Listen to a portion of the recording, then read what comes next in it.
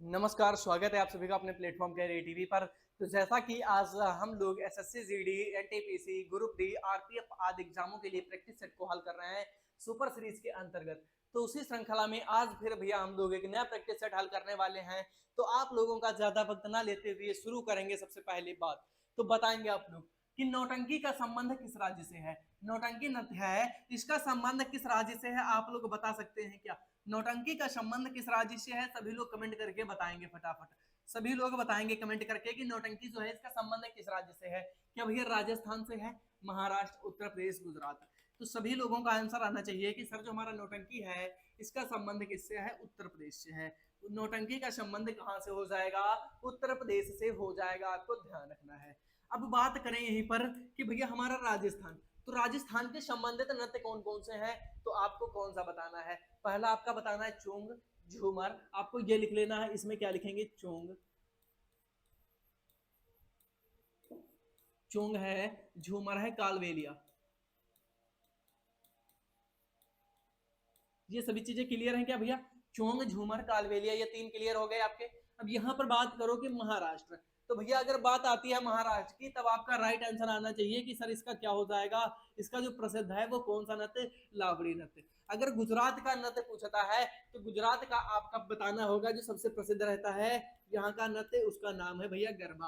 आपको ये भी ध्यान रखना है। अब नौटंकी के बारे में क्या कहा गया है कि भैया यूपी वालों का सबसे अधिक मनोरंजन का सबसे बड़ा साधन क्या है? नौटंकी। मनोरंजन का सबसे बड़ा साधन, आपको ये भी नोट कर लेना है।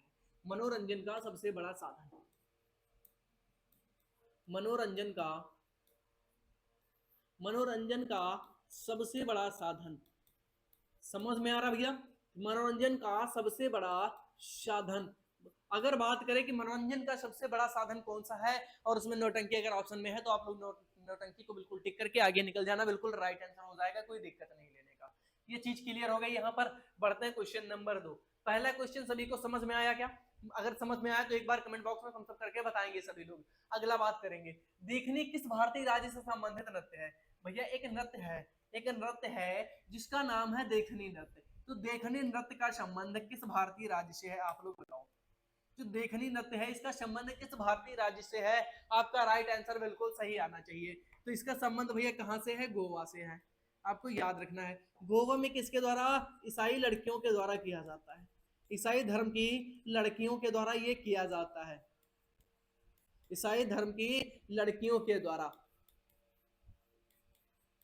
ईसाई धर्म की लड़कियों के द्वारा यह नृत्य जो है वो किया जाता है। और ये क्या है? गोवा का प्राचीनतम नृत्य है। गोवा का प्राचीनतम प्राचीनतम नृत्य, ये चीज आपको ध्यान रखनी है। गोवा का सबसे प्राचीन नृत्य अगर आपसे पूछे तब भी आप देखनी बता सकते हो। ये पूछे कि ईसाई धर्म की लड़कियों द्वारा कौन सा किया जाता है, तब भी आप देखनी बता सकते हो। ये चीज क्लियर हो गई भैया आप लोगों की। अब बात करते हैं क्वेश्चन नंबर 3। आप बताओगे क्वेश्चन नंबर 3, सोनल मानसिंह शास्त्रीय नृत्य से जुड़ी है। भैया जो हमारी नृत्यांगना है जिनका नाम है सोनल मानसिंह, तो यहाँ पर लिखेंगे सोनल मानसिंह के बारे में थोड़ा हमें पढ़ना है, तो नोट करेंगे सोनल मानसिंह। सोनल मानसिंह, तो सोनल मानसिंह के बारे में बात करो, ये किस नृत्य से संबंधित नृत्यांगना है? बताओ सभी लोग, सोनल मानसिंह का संबंध किससे है? तब आप बता रहे होगे कि सर भरतनाट्यम की नृत्यांगना है। भरतनाट्यम क्या लिखेंगे? भारत भरतनाट्यम की नृत्यांगना, नृत्यांगना। ये चीज क्लियर है। भरतनाट्यम की नृत्यांगना कौन है? तो वो हो जाएंगी सोनल मानसिंह। आपको यह बात आपको ध्यान रखनी है। और भैया इसके साथ ही साथ में किससे जुड़ी हैं? उड़ीसी से भी संबंधित हैं। उड़ीसी से भी संबंधित हैं, ये भी हमें याद रखना है। उड़ीसी नृत्य से भी संबंधित हैं, ये भी हमें याद रखना है, कोई परेशानी नहीं होनी चाहिए। इनको भैया दो पुरस्कार दिए गए हैं। इनको दो पुरस्कार दिए गए हैं। पहला तो भैया इनको पद्म भूषण दिया गया है। पद्म भूषण कब दिया गया? 1992 में। ये कर लो। इनको क्या दिया गया? पद्म भूषण। पद्म भूषण, ये क्या लिखेंगे इसके बारे में? पद्म भूषण किसको दिया गया? भैया सोनल मानसिंह को। और कब? सबसे कम उम्र की महिला है जिनको दिया गया, ये भी लिख दो। सबसे कम उम्र में, सबसे कम उम्र की महिला, सबसे कम उम्र की या सबसे कम आयु की महिला? सबसे कम आयु की पहली महिला है कौन? सोनल मानसिंह, जिनको पद्म भूषण दिया गया था 1992 में। ये चीज आपको याद रखनी है। एक पुरस्कार इनको और दिया जाता है बेटा, वो कब दिया जाता है? 2003। आपको ये भी याद रखना है, इनको 2003 में एक और पुरस्कार दिया जाता है जिसका नाम होता है सर पद्म विभूषण। चलिए ये भी लिख देते हैं, क्या होता है नाम? पद्म विभूषण। पद्म विभूषण भैया, पद्म विभूषण पुरस्कार दिया जाता है। पद्म विभूषण पाने वाली पहली महिला बनती है, क्या पहली महिला बनती है जो कि हमारे नृत्यांगना है, पहली महिला नृत्यांगना, पहली महिला नृत्यांगना, पहली महिला, पहली महिला नृत्यांगना है जिनको क्या किया गया 2003 में पद्म विभूषण से सम्मानित किया गया। क्या सभी चीजें क्लियर है सोनल मानसिंह के बारे में? आपको सोनल मानसिंह के बारे में सभी चीजें क्लियर है? अगर क्लियर है तो बताएंगे आप लोग भैया, अगर क्लियर है तो बताएंगे आप लोग, सभी लोग बिल्कुल राइट आंसर होना चाहिए। तो ये किससे संबंधित है? तो भैया भारतनाट्यम से संबंधित है। अब एक चीज, भारतनाट्यम के साथ साथ दूसरा भी इनसे संबंधित है नृत्य, उसका नाम है ओडिसी। कौन सा? ओडिसी। ओडिसी से भी संबंधित है। अगर यहाँ पर ओडिसी होता तब भारतनाट्यम नहीं लगाते, अगर ए और बी दोनों होता तब हम दोनों को सही करते, क्योंकि दोनों से इनका संबंध है, आपको ध्यान रखना है। ठीक है भैया, यहाँ तक की सभी बातें क्लियर हो गई हैं। अगला क्वेश्चन, क्वेश्चन नंबर 4 बताएंगे, भारत के संविधान का अनुच्छेद सामान्य नागरिक संहिता को परिभाषित करता है। कौन सा अनुच्छेद है जो समान नागरिक संहिता को परिभाषित करता है? कौन सा अनुच्छेद है जो भारत की समान नागरिक संहिता को परिभाषित करता है? तो इसका राइट आंसर करोगे क्या सर? Option number A 44। क्या करोगे? ऑप्शन ए 44 इसका राइट आंसर कर रहे होगे। बहुत प्यारा क्वेश्चन था भैया, सभी चीजें क्लियर है भैया। आप लोगों को बताते हैं अगले क्वेश्चन के बारे में। राष्ट्रपति के लिए चुनाव लड़ने के लिए उम्मीदवार की आयु न्यूनतम होनी चाहिए। अगर हमको भैया चुनाव लड़ना है किसका? राष्ट्रपति पद का। अगर हमको राष्ट्रपति पद का चुनाव लड़ना है तब हमारी उम्र कितनी होनी चाहिए? वो भैया हमारी होनी चाहिए कितनी? 35 वर्ष। कितनी होनी चाहिए? 35 वर्ष की उम्र होनी चाहिए, आपको ध्यान रखना है। कितनी उम्र होनी चाहिए? 35 वर्ष की उम्र होनी चाहिए। समझ में आ गया भैया? जो हमारा राष्ट्रपति होता है क्या है? भारत का प्रथम राष्ट्रपति नागरिक, भारत का प्रथम नागरिक होता है, प्रथम नागरिक होता है भारत। क्या क्या होता है? प्रथम नागरिक होता है। एक और दूसरी बात ये भी भैया संसद का हिस्सा होता है, संसद का हिस्सा होता है। कौन? राष्ट्रपति भी हमारी संसद का क्या होता है? एक हिस्सा होता है, आपको ध्यान रखना है। इसकी न्यूनतम आयु कितनी होनी चाहिए? 25 वर्ष। और साथ ही साथ में क्या होना चाहिए? इसको भैया लोकसभा में चुने जाने की योग्यता भी रखता हो। तो हमारा राइट आंसर क्या हो जाएगा? ऑप्शन नंबर 3 बिल्कुल करेक्ट हो जाएगा। आगे बात करते हैं। निजाम सागर बांध निम्नलिखित में से किस राज्य में स्थित है? एक बांध है जिसका नाम है भैया निजाम सागर बांध। तो निजाम सागर बांध भैया, निजाम सागर बांध की बात करने वाले हैं यहाँ पर हम लोग, तो लिखेंगे निजाम सागर बांध, निजाम सागर।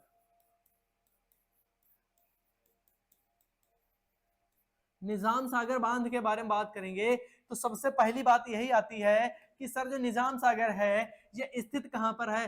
तब आपका राइट आंसर क्या आना चाहिए सर? तब आपका राइट आंसर आना चाहिए कि तेलंगाना। कहां पर स्थित है? तेलंगाना के अंदर स्थित है। पहली चीज आप लोगों को क्लियर हो गई है क्या? पहली चीज क्लियर हो गई है। अब दूसरी चीज, नदी कौन सी है? तो मंजीरा नदी। कौन सी?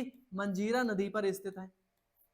कहां पर? मंजीरा नदी पर स्थित है। आपको यह भी ध्यान रखना है। इसका निर्माण कब हुआ? इसका निर्माण कब हुआ ये भी बताओ भैया। इसका निर्माण कब हुआ? तो इसका निर्माण कब हुआ था बेटा? इसका निर्माण आप बताओगे कि सर कब हुआ? 1923। बिल्कुल सही जवाब है। और ये निर्माण करवाया किसके द्वारा गया? तो ये भैया मीर उस्मान अली खान के द्वारा निर्माण हुआ। किसके द्वारा? मीर उस्मान अली, मीर उस्मान, मीर उस्मान अली खान, मीर उस्मान अली खान के द्वारा क्या होता है? निर्माण करवाया जाता है। किसका? निजाम सागर बांध का। आपको ध्यान रखना है। तो आंसर क्या होगा हमारा? ऑप्शन नंबर 2 तेलंगाना बिल्कुल राइट हो जाएगा। सभी का आंसर आ रहा है भी। चलिए बहुत बेहतरीन, तेलंगाना सभी का आंसर देखने को मिल रहा है। राजपूत गढ़, अंशुमान सभी का आंसर जो है ऑप्शन नंबर बी बिल्कुल राइट आंसर है। यहाँ पर आपको ध्यान रखना है। आगे बात करते हैं क्वेश्चन नंबर 6। भारतीय संविधान में राष्ट्रपति महाभियोग की विशेषता को संविधान से ली गई है। जो भैया राष्ट्रपति महाभियोग मैंने आपको कल भी बताया था, राष्ट्रपति महाभियोग कहां से लिया गया है, मैंने आपको कल सिखाया था कि सर संयुक्त राज्य अमेरिका से लिया गया है। कहां से? संयुक्त राज्य अमेरिका से लिया गया है। कौन सा प्रावधान? कौन सा? राष्ट्रपति पर महाभियोग। समझ में आ गया? तो अब बात ही कर लेते हैं कि राष्ट्रपति जो हमारा है, जो राष्ट्रपति जो हमारा अमेरिका देश है, कौन सा देश भैया? अमेरिका। अमेरिका से कौन कौन से लिए गए? तो अमेरिका से लिए गए प्रावधान, पहली चीज तो लिखेंगे मौलिक अधिकार लिए गए। सर मौलिक अधिकार क्या लिया गया? पहली चीज मौलिक अधिकार ली गई। दूसरी बात क्या लिया गया? यहां पर न्यायिक समीक्षा भी ली जाती है। क्या? न्यायिक समीक्षा। न्यायिक समीक्षा भी कहां से ली गई भैया? हमारे अमेरिकी संविधान से ली गई। अगला पॉइंट का क्या लिया जाता है? न्यायपालिका की स्वतंत्रता। क्या? न्यायपालिका की स्वतंत्रता।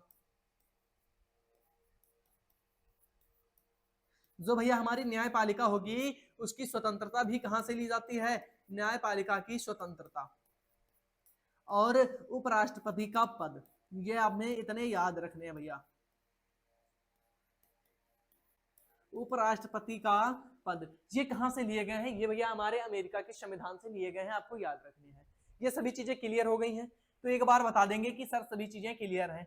अब अगला पॉइंट हम लोग बात करने वाले हैं कि भैया हमारा ऑस्ट्रेलिया के संविधान से लिए गए प्रावधान। ऑस्ट्रेलिया के संविधान से लिए गए प्रावधान आपको बताना है सबसे पहला कि सर इसमें क्या लिया गया? समवर्ती सूची। सभी को क्लियर है? समवर्ती सूची कहां से लिया गया भैया? ऑस्ट्रेलिया के संविधान से समवर्ती सूची। हमारा अमेरिका के संविधान से मौलिक अधिकार, न्यायिक समीक्षा, न्यायपालिका की स्वतंत्रता और उपराष्ट्रपति का पद। ये 4 पॉइंट ही हमें याद करने हैं। आज 4 पॉइंट याद करेंगे और धीरे धीरे करते हुए आगे बढ़ेंगे। जैसे हम लोगों ने 7 भाग कल पढ़े, उसके आगे 12 तक के आज पढ़ लिए, ऐसे धीरे धीरे करके 25 भाग आपके सामने आपको तैयार हो जाएंगे। कोई दिक्कत नहीं है भैया, ये सभी चीजें आपको ध्यान रखनी है। चलिए, ये सभी चीजें क्लियर है क्या? सभी चीजें क्लियर है भैया। आगे बात करते हैं। ऑस्ट्रेलिया से क्या लिया गया? हमारी समवर्ती सूची ली जाती है। दूसरा क्या लिया गया? व्यापार, वाणिज्य और समागम की स्वतंत्रता। क्या लिखेंगे? व्यापार, वाणिज्य व समागम की स्वतंत्रता।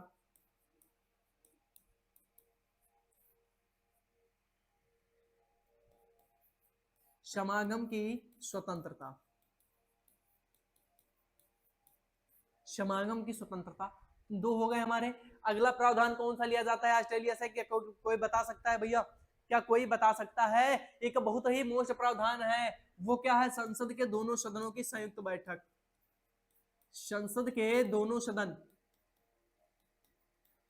सदनों की संयुक्त बैठक। सदनों की संयुक्त बैठक, संयुक्त बैठक। संसद के दोनों सदनों की जो संयुक्त बैठक ली गई, वो भी भैया कहां से ली जाती है? ऑस्ट्रेलिया के संविधान से ली गई। ये सभी चीजें आपको क्लियर रहनी चाहिए, सभी चीजें आपको क्लियर रखना है भैया। अब यहां तक की सभी बातें समझ में आ गई हैं, सभी बातें आपको समझ में आ गई हैं भैया। अब एक देश और हमारा है, एक देश है जिसका नाम है, यहाँ पर हम लोग लिखने वाले हैं, जिसके बारे में यहाँ पर हम लोग लिखने वाले हैं कि यहाँ से क्या लिया गया। तो बात करते हैं किस देश की? जिसका नाम है भैया ब्रिटेन, जिसका नाम है ब्रिटेन। ब्रिटेन देश से क्या क्या लिया गया भारतीय संविधान में? ब्रिटेन देश से कौन कौन से प्रावधानों को शामिल किया गया है भारत के अंदर? तब आपका राइट आंसर होना चाहिए कि सर ब्रिटेन से जो लिए गए हैं इसमें क्या लिया गया है कि संसदीय सरकार ली गई, एकल नागरिकता। ये पॉइंट पहले नोट करते चलेंगे। संसदीय सरकार, संसदीय सरकार, संसदीय सरकार, एकल नागरिकता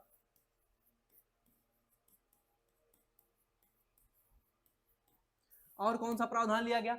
ये 2 हमारे लिए गए कहां से? ये 2 हमारे लिए गए ब्रिटेन के संविधान से। तीसरा प्रावधान हमारा कहां से? तीसरा जो हमारा ब्रिटेन से लिया गया है वो कौन लिया गया है? कानून का शासन। भैया कानून का शासन होगा, कानून जो बने हैं वो मानने पड़ेंगे, कानून का शासन।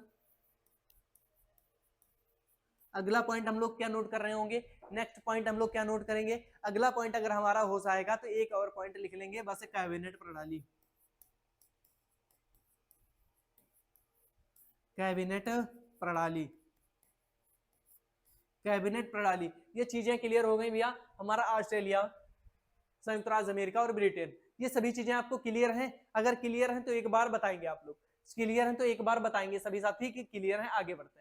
तो सभी का आंसर आना चाहिए क्या कि अमेरिका, ऑप्शन नंबर बी बिल्कुल राइट है और यही सभी का आंसर देखने को मिल रहा है। चलिए किसी का भी आंसर देखा जाए तो ऑप्शन बी भी राइट मिल रहा है। सिल्वर फाइबर क्रांति किससे संबंधित है भैया? सिल्वर फाइबर क्रांति, अगर सिल्वर फाइबर क्रांति हुई इसका संबंध किससे है आप बता दो जरा। सिल्वर फाइबर का संबंध किससे है? तो वो भैया हमारा कपास से है। किस उसके उत्पादन से? कपास के उत्पादन से, आपको ध्यान रखना है। कपास उत्पादन से कौन सी क्रांति? सिल्वर फाइबर क्रांति। अब यहां पर बात करें कि गोल क्रांति भैया, गोल क्रांति आप बताओ। तो भैया आप लोग कहोगे सर आलू से। गोल क्रांति हमारी आलू से संबंधित है। यहां पर अगर लाल क्रांति पर बात करें, लाल क्रांति की बात करें, तब आप लोग बता रहे होगे क्या सर? मांस व टमाटर। मांस व टमाटर से संबंधित हमारी क्रांति कौन सी है? लाल क्रांति। समझ में आ रहा है ना भैया सभी को? और अगर बात करें श्वेत क्रांति,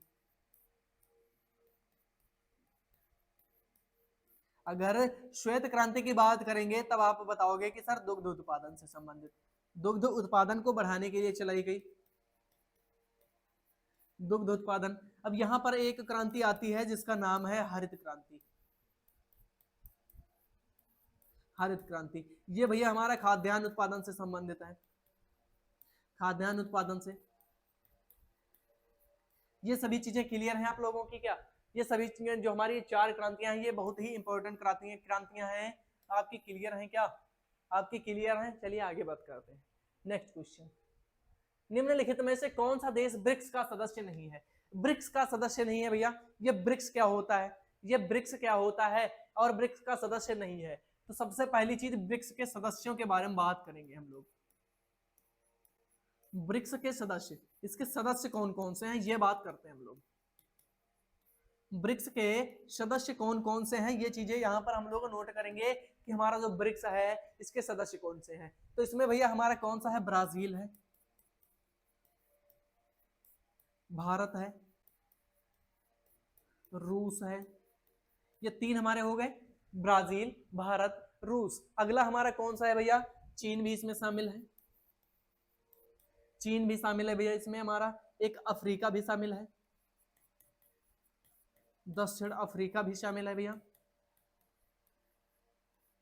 दक्षिण अफ्रीका भी हमारा शामिल है। अगला हमारा एक और शामिल है, आप लोग बताएंगे इसमें कितने देश शामिल हैं? तो भैया 5 देश शामिल हैं जो कि आपके सामने लिख दिए गए हैं।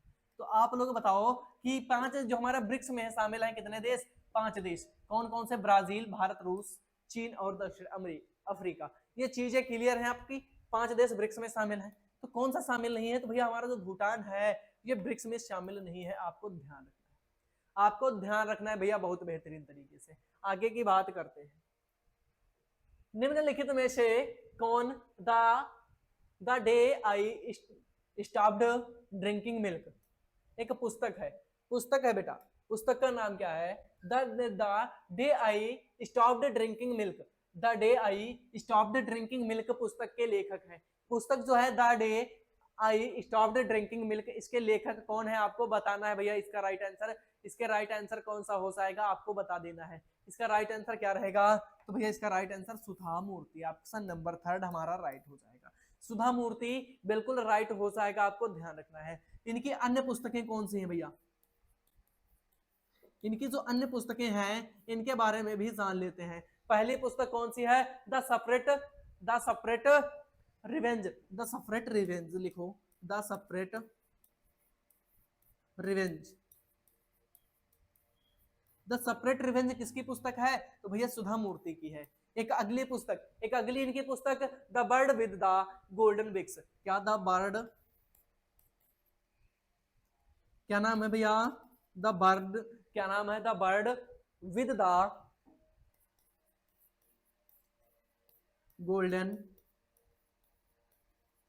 Golden beaks. The bird with the golden beaks, आपको ध्यान रखना है भैया। समझ में आ गया? अब इनकी एक तीसरी पुस्तक है जो कि बहुत प्रसिद्ध है, वॉइस, जो हमारा है voice and wise and otherwise, wise and otherwise आपको ध्यान रखना है। क्या लिखेंगे? Wise and otherwise, wise and otherwise. ये किसकी पुस्तकें हैं भैया? ये सुधा मूर्ति की पुस्तकें हैं। एक हमारी the head I stop the drinking milk, ये भी हमारी पुस्तक किसकी हो जाएगी? ये भी हमारी सुधा मूर्ति की हो जाएगी। ये सभी चीजें क्लियर हो गई हैं, सभी चीजें क्लियर हो गई हैं। ऑप्शन हमारा कौन सा है? ऑप्शन नंबर 3 बिल्कुल राइट है। अब यहाँ पर बात करते हैं कि ट्विंकल खन्ना की पुस्तकें, ट्विंकल खन्ना की पुस्तकें, ट्विंकल खन्ना की पुस्तकें कौन सी हैं भैया? बताओगे क्या कोई लोग? ट्विंकल खन्ना की पुस्तक, ट्विंकल खन्ना की पुस्तक बताओ भैया। आपको बताना है Mrs funny bones, Mrs funny bones. क्या लिखेंगे? Mrs funny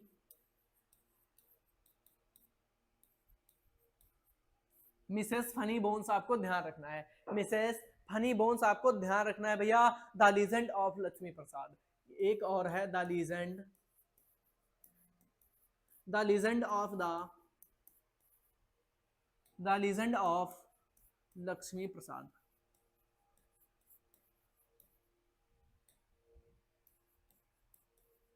the legend of Lakshmi Prasad, ये क्या है? इनकी पुस्तकें हैं भैया। ये भी हमें ध्यान रखना है, दोनों पुस्तकें बहुत ही प्यारी पुस्तकें हैं, दोनों से क्वेश्चन एग्जाम में बनेगा बेटा।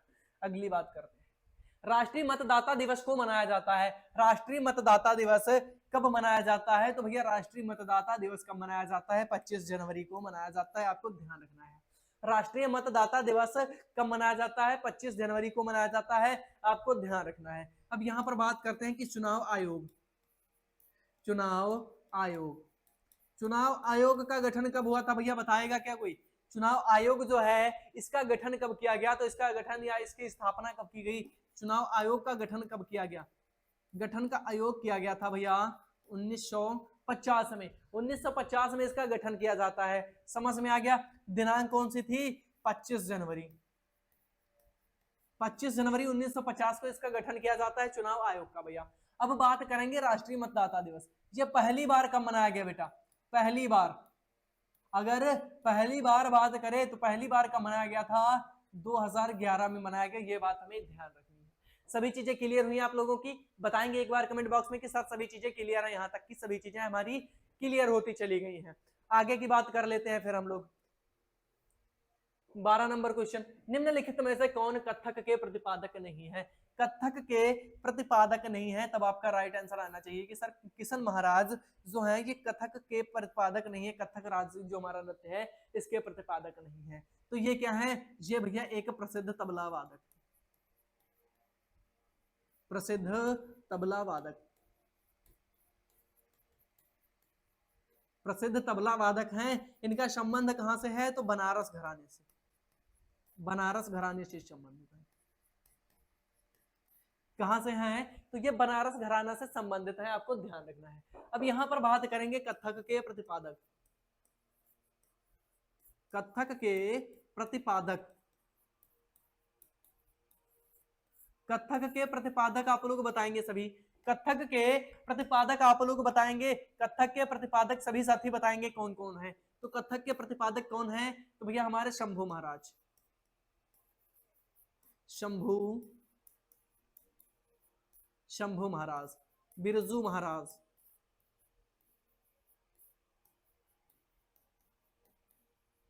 बिरजू महाराज, सितारा देवी, सभी चीजें आपको याद रखनी है भैया।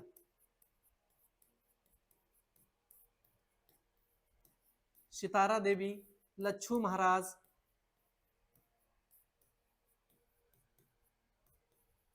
लच्छू महाराज, ये चार आपके क्लियर हो गए भैया, ये चार आपके क्लियर हो गए। एक और नाम ऐड करना है सुंदर प्रसाद का। एक किसका नाम? सुंदर प्रसाद। किसका नाम? सुंदर प्रसाद। ये चीज आपको याद रखनी है। ये 5 नाम आपको याद रखने हैं, किससे संबंधित में? कथक के प्रतिपादक के रूप में। कथक के प्रतिपादक कितने थे? 5 लोग, शंभू महाराज, बिरजू महाराज, सितारा देवी, लच्छू महाराज और सुंदर प्रसाद। ये चीजें आपको क्लियर हो गई हैं भैया? ये चीजें क्लियर हैं कि कथक का प्रतिपादक कौन है? तो भैया कौन है? हमारे 5 लोग हैं। ये चीजें आपको ध्यान रखनी है भैया। आगे की बात करते हैं हम लोग भैया नेक्स्ट क्वेश्चन पर। निम्नलिखित विकल्पों में भारत में हिमालय का सबसे ऊंचा पर्वत शिखर, भारत में हिमालय का, कहां पर? भारत के अंदर, ना कि भारत के बाहर। तो भारत के बाहर अगर होता तो हमारा एवरेस्ट हो जाता, भारत के बाहर अगर होता तो एवरेस्ट हम लोग बताते, लेकिन भारत की बात है तब हम लोग कंचनजुंगा के साथ में जाने वाले हैं। ऑप्शन नंबर 4 बिल्कुल राइट करने वाले हैं। आपको ध्यान रखना है इसकी ऊंचाई कितनी है बेटा, कंचनजुंगा की ऊंचाई कितनी है आप लोग बताएंगे क्या, इसकी ऊंचाई कितनी है, कंचनजुंगा की ऊंचाई कितनी है, 8586 मीटर। आपको ध्यान रखना है 8586 मीटर, 8586 मीटर आपको ध्यान रखना है। और ये क्या है, विश्व का विश्व की तीसरी ऊंची चोटी, विश्व की तीसरी ऊंची चोटी, तीसरी ऊंची चोटी, ऊंची चोटी, विश्व की तीसरी ऊंची चोटी आपको याद रखनी है। बहुत प्यारा क्वेश्चन, ये चीज क्लियर हो गई भैया आप लोगों को, ये चीज क्लियर हो गई। अब ये बात करेंगे कि ये स्थित कहां पर है, तो नेपाल सिक्किम बॉर्डर पर, कहां पर, नेपाल सिक्किम, नेपाल सिक्किम सीमा पर स्थित है, बॉर्डर पर स्थित है, आपको ध्यान रखना है। नेपाल सिक्किम सीमा पर स्थित है कौन सी हमारी चोटी, कंचनजुंगा। ये चीजें क्लियर हो गई हैं भैया आप लोगों की, बताएंगे सभी लोग कि सर क्लियर हो गई हैं, तो क्लियर हो गई। आगे बात करते हैं हम लोग, अगला क्वेश्चन हम लोग बात करेंगे, अगला क्वेश्चन पर हम लोग बात करेंगे, अगला क्वेश्चन ही पहले यहाँ पर ही बात कर देते हैं। तो अब हम लोग बात करने वाले हैं कि सर नंदा देवी, तो नंदा देवी की ऊंचाई कितनी है बताओ एक बार, नंदा देवी की ऊंचाई कितनी है, तब आप बताओगे कि 7816 मीटर भैया, 7816 मीटर ऊंचाई कितनी है, 7816 मीटर आपको ध्यान रखना है। और ये क्या है, भारत की दूसरी ऊंची, भारत की दूसरी ऊंची, दूसरी ऊंची चोटी या पर्वत, चोटी या पर्वत भी कह सकते हैं, ये भी हमें ध्यान रखना है। दूसरी ऊंची चोटी या पर्वत भी बता सकते हैं इसको। भारत की दूसरी सबसे ऊंची चोटी नंदा देवी चोटी, ये समझ में आ गई भैया, ये समझ में आ गई। अब बात करेंगे ये है कहां पर, तो उत्तराखंड में, कहां पर, उत्तराखंड के अंदर स्थित है, ये भी हमें ध्यान रखना है, कहां पर, उत्तराखंड में स्थित है, ये चीज हमें याद रखनी है भैया। समझ में आ गई भैया, इतनी चीज समझ में आ गई, इतनी सभी चीजें समझ में आ गई। अब आगे दो चोटियां हमारी बची जिनकी बात यहाँ पर हम लोग करेंगे बहुत विस्तार से। एक हमारी कौन सी, माउंट एवरेस्ट। तो सबसे पहले माउंट एवरेस्ट के बारे में बात करेंगे। माउंट एवरेस्ट के बारे में बात करने वाले हम लोग, बताएंगे भैया। माउंट एवरेस्ट विश्व की सबसे ऊंची चोटी, क्या है, विश्व की सबसे ऊंची चोटी, सबसे ऊंची चोटी, विश्व की सबसे ऊंची चोटी। तो भैया इसकी ऊंचाई बता दो, अगर विश्व की सबसे ऊंची है तो इसकी ऊंचाई कितनी है, तो भैया इसकी ऊंचाई कितनी है बताएंगे क्या आप लोग, माउंट एवरेस्ट की ऊंचाई, तो इसकी ऊंचाई आप लोग बताएंगे 8848 किलोमीटर, सॉरी मीटर, 8848 मीटर। आपको ये चीज ध्यान रखनी है। अगर बात करें ये स्थित कहां पर है, तो नेपाल के अंदर स्थित है, कहां पर, नेपाल के अंदर स्थित है, आपको ध्यान रखना है भैया, ये भी हमें ध्यान रखना है। और कहां पर, नेपाल, कहां पर भैया, नेपाल तिब्बत सीमा पर, क्या लिखेंगे, नेपाल तिब्बत सीमा, नेपाल तिब्बत सीमा पर स्थित है, लेकिन है कहां पर, नेपाल राज्य के देश के अंदर ही है। ये चीज क्लियर हो गई माउंट एवरेस्ट के बारे में। इसके बाहर कुछ भी क्वेश्चन नहीं बनेगा, इसके बाहर कोई भी क्वेश्चन नहीं बनेगा माउंट एवरेस्ट में। आगे की बात कर लेते हैं, अगली हमारी जो चोटी आती है, जो रह गई थी, नामचा बरवा। एक चोटी है जिसका नाम है नामचा बरवा, नामचा बरवा, नामचा बरवा के बारे में बात करो। नामचा बरवा है क्या आखिर, नामचा बरवा क्या है भैया, तो नामचा बरवा क्या है, ये भैया कैसी चोटी है, ये भैया कहां पर स्थित है, ये कहां पर है भैया बता दो। ये जो स्थित है हमारी तिब्बत में है, कहां पर, ये कहां पर स्थित है, तिब्बत के अंदर। भैया इसकी ऊंचाई कितनी है ये भी तो बता दो हमें, ऊंचाई भी तो बतानी पड़ेगी। ऊंचाई 7782 मीटर, 7782 मीटर आपको ध्यान रखना है। तो ये चीजें हमारी चोटियों को लेकर फाइनल हो जाती हैं। यहाँ तक जो हमारी चार चोटियां, चारों के बारे में आपको समझ में आ गया होगा। यहाँ पर देखो, जो हमारी भैया कंचनजुंगा है, भारत की सबसे ऊंची चोटी है, जिसका नाम क्या है, भारत की सबसे ऊंची चोटी है जिसका नाम है भैया हमारा कंचनजुंगा। और ऊंचाई कितनी है, 8556 किलोमीटर, 86 मीटर, आपको ध्यान रखना है। नेक्स्ट क्वेश्चन, अमीनो अम्ल के निर्माण खंड है। अमीनो अम्ल का जो निर्माण खंड है वो किसके द्वारा होता है? अमीनो अम्ल का निर्माण, तो ये भैया अमीनो अम्ल का निर्माण होता है भैया प्रोटीन के द्वारा। किसके द्वारा? प्रोटीन। ऑप्शन नंबर 4 बिल्कुल राइट हो जाएगा। बिहार में नालंदा विश्वविद्यालय का नया परिसर, जो हमारा नालंदा विश्वविद्यालय था उसका नया परिसर कहां पर है? उसका नया स्थान कहां पर बनाया गया? नया परिसर कौन सा है, कहां पर स्थित है? तो भैया राजगीर में स्थित है। राजगीर में स्थित है भैया। जो राजगीर थी ये क्या थी? मगध की राजधानी थी भैया। राजगीर मगध की राजधानी हुआ करती थी, ये भी हमें याद रखना है। मगध की राजधानी भी थी, मगध साम्राज्य की राजधानी भी थी। कौन सी? राजगीर, आपको ध्यान रखना है। तो यहां तक की सभी बातें आपको क्लियर हो गई होंगी। अब एक बात आपको बतानी है भैया, एक बात बतानी है, जो एसएससी जीडी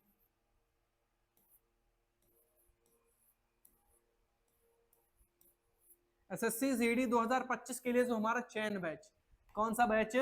चयन बैच। एसएससी जीडी 2025 के लिए चयन बैच, चयन बैच भैया बिल्कुल निःशुल्क चल रहा है। कहां पर? कैरियर टीवी प्लेटफॉर्म पर। जिस प्लेटफॉर्म पर आप लोग वीडियो देख रहे हो, इसी प्लेटफॉर्म पर निःशुल्क बैच है। इससे कोई भी शुल्क आपसे नहीं लिया जाएगा, ये चीजें ध्यान रखनी है। इसमें भैया हमारी जो क्लासेस हैं, 4 क्लासेस चल रही हैं, आपको ध्यान रखना है सभी क्लासों की टाइमिंग। सबसे पहली क्लास हमारी होती है रीजनिंग की। पहली हमारी क्लास किस चीज की होती है? रीजनिंग। आपको रीजनिंग भैया अंकित सर जी पढ़ाते हैं 1:30 से, 1:30 से पढ़ाते हैं। 1:30 PM पर भैया आपको रीजनिंग की क्लास मिलती है देखने को। और उसके बाद मैथ की क्लास शुरू करते हैं। उसके बाद भैया मैथ की क्लास शुरू करते हैं कौन? गणित की क्लास शुरू होती है भैया। ये गणित की क्लास चलती है 2:15 पर। 2:15 PM पर यह क्लास चलती है, आकाश सर जी के द्वारा ली जाती है। और वहां उसके बाद तीसरी क्लास जो आती है भैया, वो आपकी जीएस की क्लास, जो कि हमारे द्वारा जो क्लास आप देख रहे हो 3 बजे से क्लास चल रही थी। आपको ध्यान रखना है इसकी टाइमिंग क्या है? 3 PM। इसकी टाइमिंग क्या है? 3 PM। और हिंदी आपको जल्द से जल्द मिलने वाली है। हिंदी की क्लास भी आपको जल्द से जल्द मिलेगी। इसकी टाइमिंग रहेगी भैया 4 PM। ये चीजें आपको याद रखनी है बहुत बेहतरीन तरीके से। समझ में आ गया भैया? सभी चीज समझ में आ गया? अगर ये टाइमिंग समझ में आ गई है तो एक बार बता देंगे कि सर जो आपके क्लासेस की टाइमिंग है, सभी चीजें हमने समझ ली है। सभी चीजें हमने समझ ली है। तो आज के लिए बस इतना ही, क्लास को करेंगे द एंड। आपको ध्यान रखना है। तो मिलते हैं एक नई क्लास में, तब तक के लिए जय हिंद, जय भारत।